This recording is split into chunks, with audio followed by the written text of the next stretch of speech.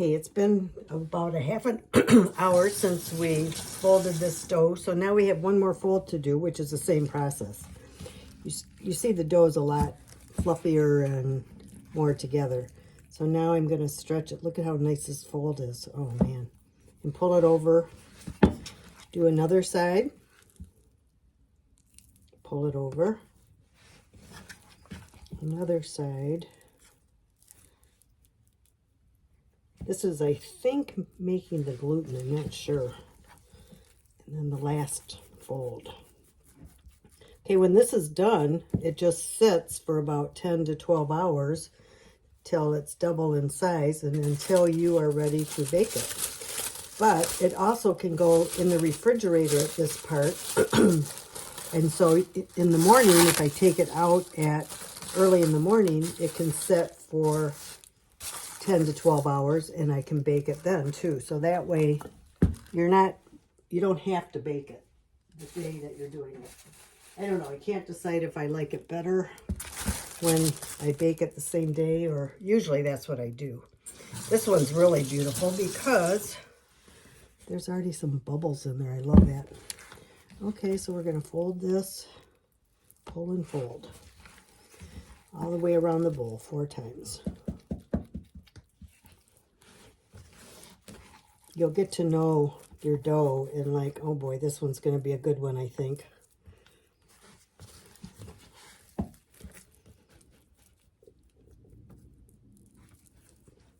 Okay, so this one's going to go, no, this one will probably cook tonight. I'll bake it tonight. Nah, you know what? I don't think it'll be ready to bake tonight unless I get it in a warmer place. Okay, now this one is the last one I made. Oh boy, look at that pull. Look at that. Is that gorgeous?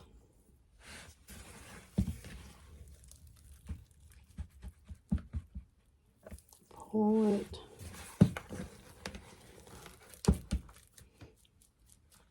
Sometimes the last pull is kind of hard, but you just do the best you can. Okay, now I was saying those would be good for round loaves. If I'm making those rectangle half loaves with the sesame seed, I like to split it at this time because it's hard to split when it's...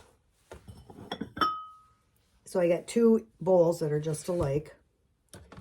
And I'm going to zero this out.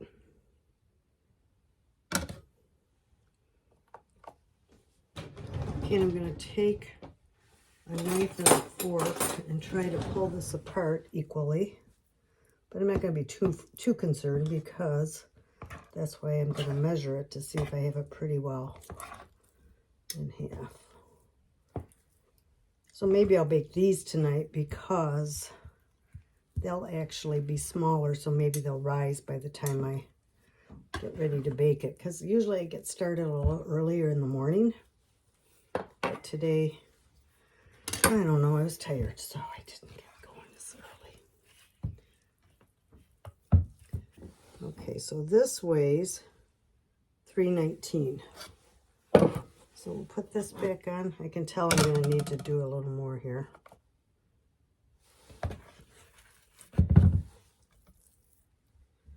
Oh boy, that's 624. So we got way more to take out of this.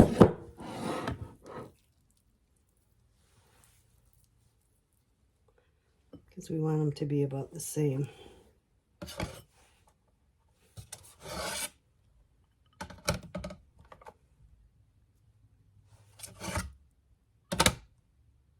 Oh, that's not right. Okay, it's at 0. Okay, so this is 1,030.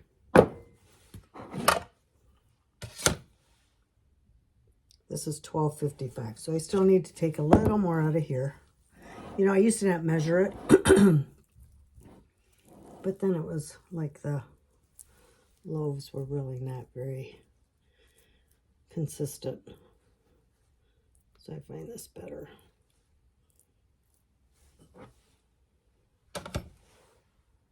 1080. 1205, so I still got a little bit more out of this one.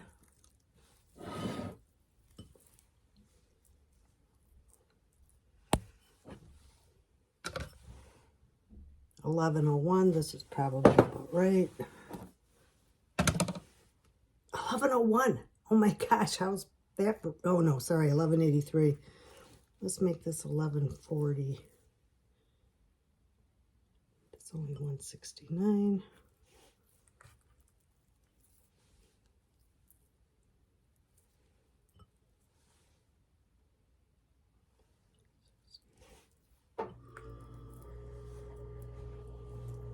This is $156. I think these are gonna do it. $11.55. Okay, so they're equal.